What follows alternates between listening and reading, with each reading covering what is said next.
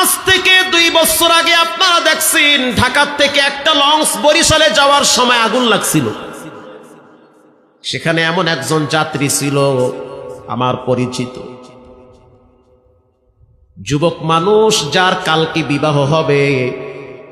ঢাকায় বাইতুল মোকাররম থেকে নতুন বধূর জন্য নাকফুল ক্রয় করেছে, চকবাজার থেকে বিবাহের সামগ্রী ক্রয় করছে, কেবিন ভাড়া কইরা লাকেজ বোঝাই কইরা মাল নিয়া বরিশাল রওনা হইছে। আল্লাহর সিদ্ধান্ত, কিচ্ছু করার নাই। এই নারায়ণগঞ্জে কত গার্মেন্টসে আগুন লাইগা কত যুবকের লাশ গ্রামে চলে গেছে, ঠিক না বে ঠিক? এরপরও তো সোজা না, নামাজও পড়তে চান না, সালামটাও শিখেন নাই, দুরূদ শরীফও পারেন না, তো শিখছেন কি জীবনে? জীবন তো শেষ হয়ে যাচ্ছে। আয়নার সামনে দাঁড়ায় দেখেন চুলের গোলা সাদা হয়ে গেছি, চেহারার সৌন্দর্য নষ্ট হয়ে যাইতেছি। কারণ উজু যে করে না, তার চেহারায় যতই ফেরেন লাভলি ঘষুক, ও চেহারার ভিতরে নূর নাই। ফেরেন লাভলি আর 512 সাবান দিয়ে ঘষলো কাম হইবে না, উজুর পানি লাগবে। হাসরের ময়দানে যাদের উজুর পানি শরীরে লাগবে, যা কি বলে হাতে লাগবে, এই হাত থেকে নূরের বাতি চমকাইতে থাকবে। উজু উজু তো দূরের কথা, মুইতেই তো পানি লয় না, আবার উজু উজু মুজু ভরে। কথা ঠিক না বে ঠিক? প্রস্রাব করে পানি নিবে। প্রিয় ভাইয়েরা আমার, লঞ্চের কেবিন বানানিস, গ্রামে যাইবে, কালকে বিয়ে করবে। সিদ্ধান্ত কার? কিচ্ছু করার নাই, আল্লাহর সিদ্ধান্ত। আপনি করবেন কি? রাত 3টার সময় হঠাৎ চাক্কা 2টা বাস্ট হয়ে গেছে গা ওই সিরাজগঞ্জে। এত রাইতে করবো কি আমি? পরে আর একটা গাড়ি তো সেটা ঢাকা আইসি, গাড়ি মরি হালাই তুই আইয়া পরের দিন বিমানে কক্সবাজার গেছে, আর আছে। কিচ্ছু করার নাই। সিচুয়েশন ভয়াবহ হয়ে গেলে আল্লাহ তুমি যারা কিছু করার নাই, চেহারা মেহারা কালা করিয়া আল্লাহ তুমি যা করছো ভালো লেগে করছো, কিছু করার নাই। মান্য নেওয়া এখন কি করার আছে? তো মরার পরেও যদি ফেরেশতারা ফিডায়, মান্য নেওয়া লাগবে, কিচ্ছু করা লাগবে না, মান্য নেওয়া লাগবে। গভীর রাত, লঞ্চের ভিতরে ভয়াবহ অবস্থা। পত্রিকায় দেখছি, ফোন আলাপ কানে শুনছি, কোন কাল্পনিক কিচ্ছা কাহিনী না, বাংলাদেশের চিত্র। কে না জানে, সবাই জানে। তো যুবক কেবিন ভাড়া কইরা বাড়িতে রওনা দিছে। খালি মায়ে ফোন দেয়, কদ্দুর আইসো? আইতে আছে। বরিশালে তো খালি আলগা দরদ দাইয়া পরে, খালি আইতে আছে। কদ্দুর? খাতার কাটতে আইছে, আইতে আছে। এই তো আইয়া পড়ছে। ঘুমা যাও, আব্বারে সকালবেলা লঞ্চ ঘাটে পাঠাইয়া দিবা। কত স্বপ্ন, কত ফিউচার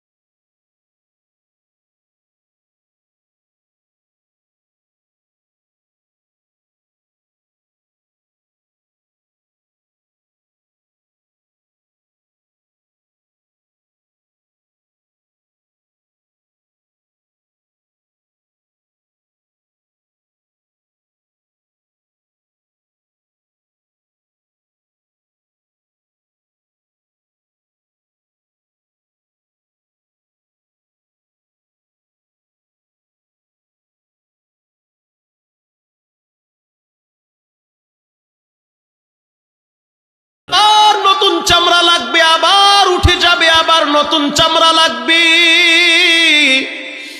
চিৎকার মেরে বলবে আল্লাহ আমারে বাঁচাও। আল্লাহ জবাব দিবে না, ফিরেও তাকাবে না, নাফরমান।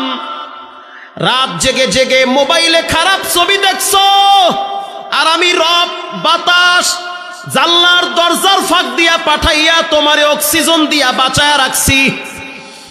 গুনার প্রতিযোগিতায় লিপ্ত হয়ে গেছো, আমি রব তাকায়া তাকায়া দেখছি, কিচ্ছু বলি নাই। হেডফোন কানে লাগাইয়া ল্যাংটা নাচ গান দেখতে দেখতে বাড়িতে গেছো, মসজিদে যাও নাই রে কপাল পুরা। কিয়ামতের ময়দানে সব মজার সাজা দিবেন কে? জাহান্নামের আগুন থেকে নিজে বাঁচেন, নিজের ছেলে মেয়েকে বাঁচান। কেমনে বাঁচবেন? আল্লাহর কাছে বেশি বেশি ক্ষমা চান। ক্ষমা যদি আল্লাহর কাছে না পান, উপায় থাকবে না। এত সুন্দর শরীরে লোসন লাগান, তেল লাগান, কত সফট চামড়া, এই শরীরে যদি দুনিয়ার আগুন লাগে 2টা সেকেন্ড সহ্য করতে পারবেন না। আল্লাহ পাক কোরআনে বলেন, কিয়ামতের ময়দানে আমি মানুষের মাথার ভিতরে গরম পানি ঢেলে দিব। শুধু তাই নয়, গরম পানির কারণে ঘিলুগুলা টকবক টকবক করে ফুটবে। তখন বলবে আল্লাহ আমার সন্তানকে একটু ডাক দেন, একটা নেকির জন্য যেন সে আমাকে সহযোগিতা করে। আল্লাহ রাব্বুল আলামিন বলবে সন্তানকে দাঁড় করায় দাও। সন্তান বলবে আমি আমার আব্বারে চিনি না, পরিচয় নাই, সম্পর্ক নাই, দূরে সরায় দেন। প্রিয় ভাইয়েরা আমার, আল্লাহর মতো দয়াময় কেউ নাই। দুনিয়াটা একটা অশান্তির জায়গা। স্ত্রী বলেন, সন্তান বলেন, খাওয়াবেন দিবেন সবাই খুশি, দিবেন না, খাওয়াবেন না, দেখবেন আপন মানুষগুলাও চেহারা কালা বানায় ফেলাইছে। বাটি ভৈরা আইসক্রিম দিবেন, বাচ্চা খুশি, দিতে পারবেন না, বাচ্চা বলবে তুমি পচাবো, তুমি টাকা দিতে পারো না। দাম্পত্য জীবন সংসার নষ্ট হয়ে যায় কেন? বলে ইনকাম না থাকলে দুনিয়ার সব দেখা হয়ে গেছে। বন্ধুর হাতে বন্ধু খুন হয়, এরপরও কি সোজা হবা না? আজকে থেকে পাক্কা তওবা করে নাও। জীবনে নামাজ ছাড়বো না, হারাম খাবো না, মা বাবার সাথে বেয়াদবি করব না। এখানে এমন সন্তান আছে যে নিজের হাতে নিজের মায়ের কবরে রাখছে, নিজের হাত দিয়া নিজের আব্বারে কবরে ফেলা রাখছি। ডানে মাটি বামে মাটি, মাটির ঘর, অন্ধকার একটা জায়গায় ফালায়া রাখছে। হুজুর আমি আব্বা আম্মার জন্য কিছুই করতে পারলাম না, পৃথিবীর সময় আপনাকে ক্ষমা করে দিল।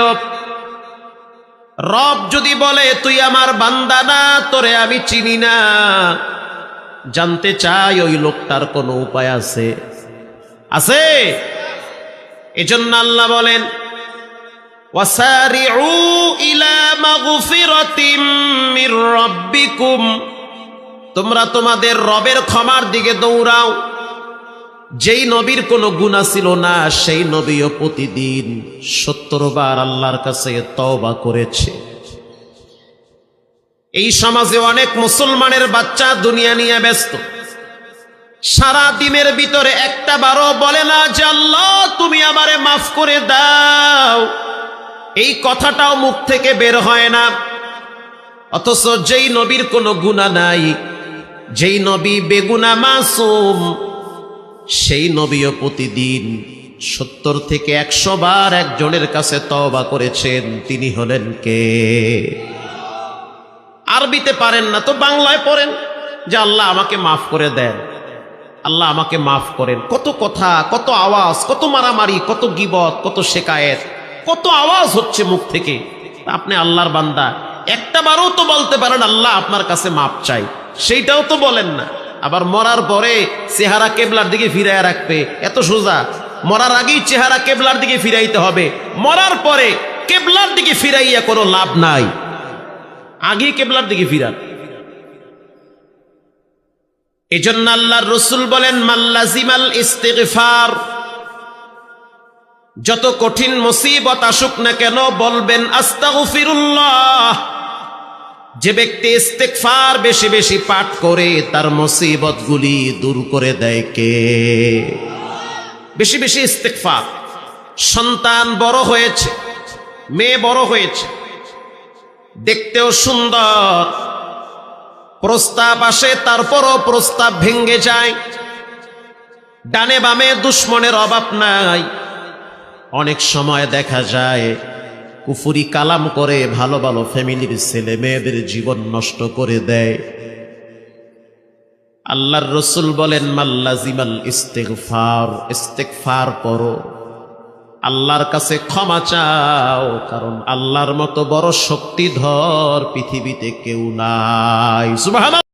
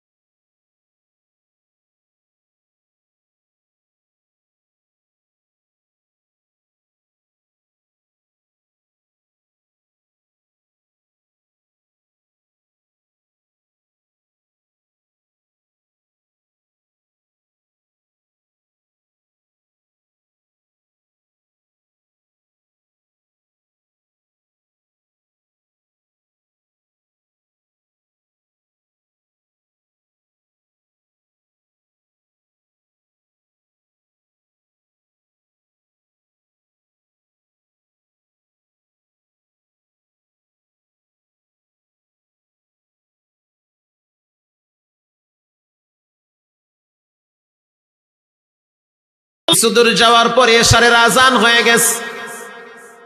নামাজের জন্য উযু বানাইলেন, মসজিদে প্রবেশ করলেন, নামাজ কমপ্লিট করলেন।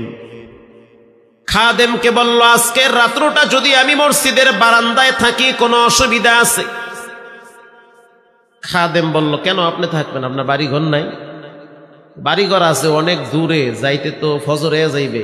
এই পাহাড়ি অঞ্চল, বাঘ ভাল্লুক আছে, আমার জীবনের কোনো নিরাপত্তা আছে? আমি এই রাত্রিবেলা কেমনে যাবো?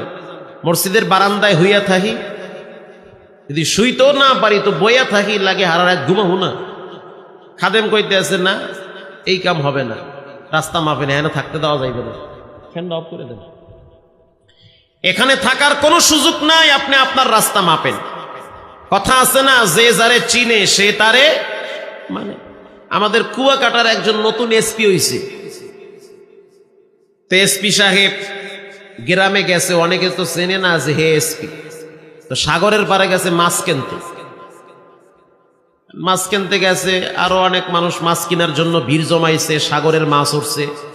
এসপি সাহেব কয়, মাছের দাম কত? আর একজনে আইয়া কন্য দিয়া ধাক্কা মারি ওকুলে হালাই দিছে। এখন যে হেরে সেন্সে কয়, আরে আল্লাহ এদি আমাকে বড় সারে। আশেপাশের লোক কয়, সার মানে? কয় এসপি সাহেব। ওরে বাবা, কয় কি? কোনো ভয় নাই, আমি গ্রামের মানুষ, গ্রামে আসছি, এখানে কোনো ছাড়টার চলবে না। স্যার আছে আমার অফিসে, এখানে আবার কি স্যার? সুবহানাল্লাহ। এরকম অনেক ভদ্র অফিসার বাংলাদেশে আছে না নাই? আবার এমনও আছে, তুই আমার জেন, আমি কি ডাক, তুমি কি ডাকা? আমি অমুক নেতার চাস্তো ভাইয়ের ছোট ভাইয়ের বড়দুলা ভাই।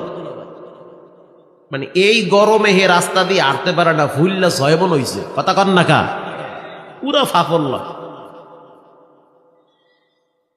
ইমাম আহমদ ইবনে হাম্বল গাট্টি নিয়ে আবার রওনা হয়ে গেছে, আবার রওনা হয়েছে।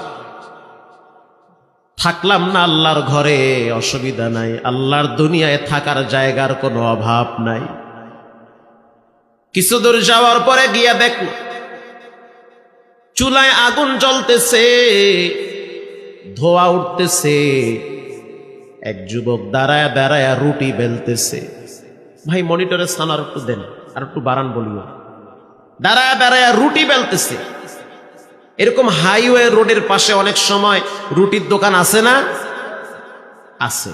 অনেক ভালো ভালো যুবক আছে, তারা ব্যবসা করে, রুটি বেলে, সুন্দরভাবে সংসার চালায়, হালাল উপার্জন করে, নামাজ কালাম পড়ে, ছেলে মেয়েগুলোও পরেজগার, কোনো প্যারা নাই, না আছে কিস্তি, না আছে লোন, না আছে মামলা হামলা, না আছে ঝামেলা, রিল্যাক্সে চলতেছে। আছে না নাই? অভাব নাই। এবার সেই রুটিওয়ালার দোকানের কিনারায় দাঁড়ায় বলতে আছে, যুবক, আমি যদি আজকে রাত্রটার কিছু সময় তোমার চুলার কিনারায় কাটায় দেই তো তোমার কোনো অসুবিধা আছে? যুবক বলল, কোনো অসুবিধা নাই।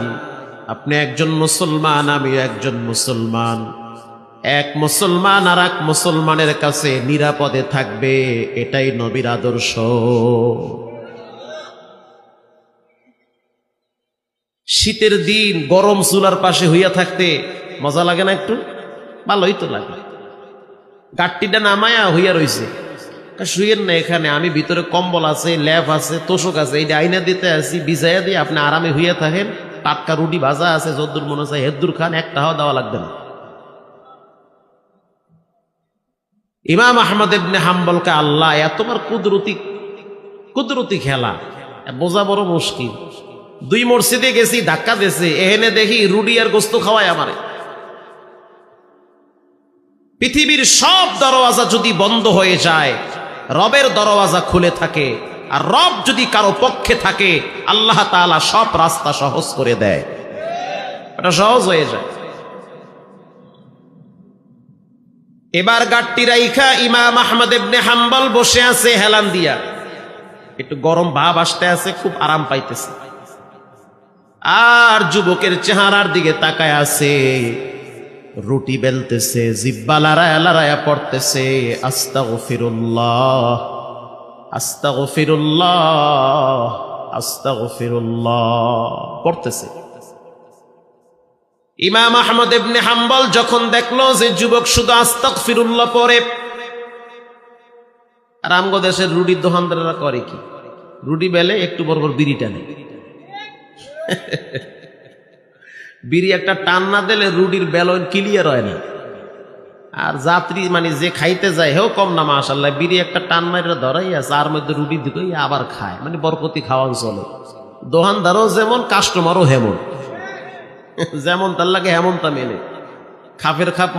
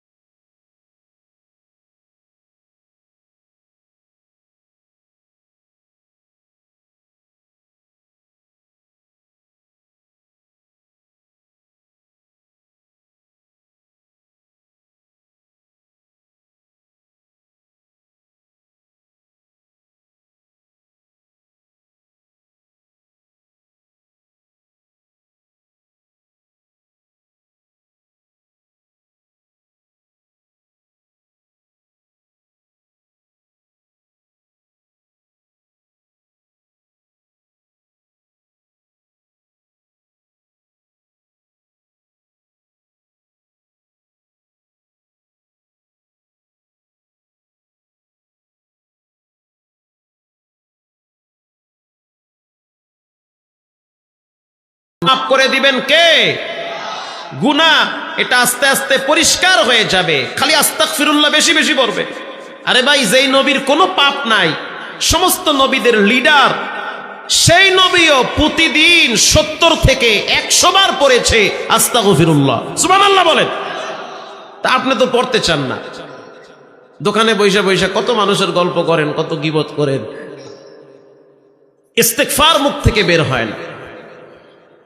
এজন্য আল্লাহ রাব্বুল আলামিন বলেন, ওয়াসারিউ ইলা মাগফিরাতিম মির রাব্বিকুম ওয়া জান্নাতিন আরদুহাস সামাওয়াতু ওয়াল আরদ উইদ্দাত লিল মুত্তাকিন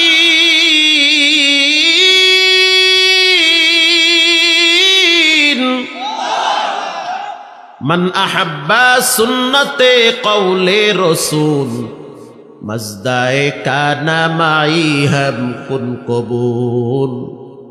তোমরা আল্লাহর ক্ষমার দিকে দৌড়াও, যদি আল্লাহর ক্ষমা পেয়ে যাও তাহলে তোমরা জান্নাত পেয়ে যাবে। ওয়া জান্নাতিন আরদুহাস সামাওয়াতু ওয়াল আরদ। আচ্ছা ভাইরা আমার, আপনারা বলেন ক্ষমা আগে না জান্নাত আগে? বলেন সবাই। মাথা আগে না টুপি আগে? হাত আগে না ঘড়ি আগে? সবই তো দেখি বোঝেন। বাচ্চা আগে না মা আগে? তাহলে ক্ষমা আগে না জান্নাত আগে? তা আগে আল্লাহর কাছে ক্ষমা পান, তারপরে আপনি জান্নাত পাবেন। যদি ক্ষমাই না হয় তো জান্নাত পাওয়া যাবে? পাওয়া যাবে না। প্রিয় ভাইরা আমার, অতীতের গুনার জন্য ক্ষমা চান। ক্ষমা চাইতে গেলে বিশাল বড় প্যান্ডেল করা লাগে না, চুপচাপ একা একা গোপনে দিল থেকে বললেই হয় যে আল্লাহ আমারে ক্ষমা কইরা দেন। আমার গুনার খবর যদি ছেলে মেয়ে জানতো, লজ্জায় ঘরে মুখ দেখানো যাইতো না। কথা ঠিক না? বিশাল বড় অপরাধী আমি, একটা পাপ যদি ফাঁস করেন, লজ্জায় রাস্তায় মুখ দেখানো যাবে না। আজ থেকে 2 বছর আগে আপনারা দেখছেন ঢাকা থেকে একটা লঞ্চ বরিশালে যাওয়ার সময় আগুন লাগছিল। সেখানে এমন একজন যাত্রী ছিল আমার পরিচিত, যুবক মানুষ, যার কালকে বিবাহ হবে। ঢাকায় বাইতুল মোকাররম থেকে নতুন বধূর জন্য নাকফুল ক্রয় করেছে, চকবাজার থেকে বিবাহের সামগ্রী ক্রয় করছে, কেবিন ভাড়া কইরা লাকেজ বোঝাই কইরা মাল নিয়া বরিশাল রওনা হইছে। আল্লাহর সিদ্ধান্ত, কিচ্ছু করার নাই। এই নারায়ণগঞ্জে কত গার্মেন্টসে আগুন লাইগা কত যুবকের লাশ গ্রামে চলে গেছে, ঠিক না বে ঠিক? এরপরও তো সোজা না, নামাজও পড়তে চান না, সালামটাও শিখেন নাই, দুরূদ শরীফও পারেন না, তো শিখছেন কি জীবনে? জীবন তো শেষ হয়ে যাচ্ছে। আয়নার সামনে দাঁড়ায় দেখেন চুলের গোলা সাদা হয়ে গেছি, চেহারার সৌন্দর্য নষ্ট হয়ে যাইতেছি। কারণ উজু যে করে না, তার চেহারায় যতই ফেরেন লাভলি ঘষুক, ও চেহারার ভিতরে নূর নাই। ফেরেন লাভলি আর 512 সাবান দিয়ে ঘষলো কাম হইবে না, উজুর পানি লাগবে। হাসরের ময়দানে যাদের উজুর পানি শরীরে লাগবে, যা কি বলে হাতে লাগবে, এই হাত থেকে নূরের বাতি চমকাইতে থাকবে। উজু তো দূরের কথা, মুইতেই তো পানি লয় না, আবার উজু উজু মুজু ভরে। কথা ঠিক না বে ঠিক? প্রস্রাব করে পানি নিবে। প্রিয় ভাইয়েরা আমার, লঞ্চের কেবিন ভাড়া নিস, গ্রামে যাইবে, কালকে বিয়ে করবে। সিদ্ধান্ত কার? কিচ্ছু করার নাই, আল্লাহর সিদ্ধান্ত। আপনি করবেন কি? রাত 3টার সময় হঠাৎ চাক্কা 2টা বাস্ট হয়ে গেছে গা ওই সিরাজগঞ্জে। এত রাইতে করবো কি আমি? পরে আর একটা গাড়ি তো সেটা ঢাকা আইসি, গাড়ি মরি হালাই তুই আইয়া পরের দিন বিমানে কক্সবাজার গেছে, আর আছে। কিচ্ছু করার নাই।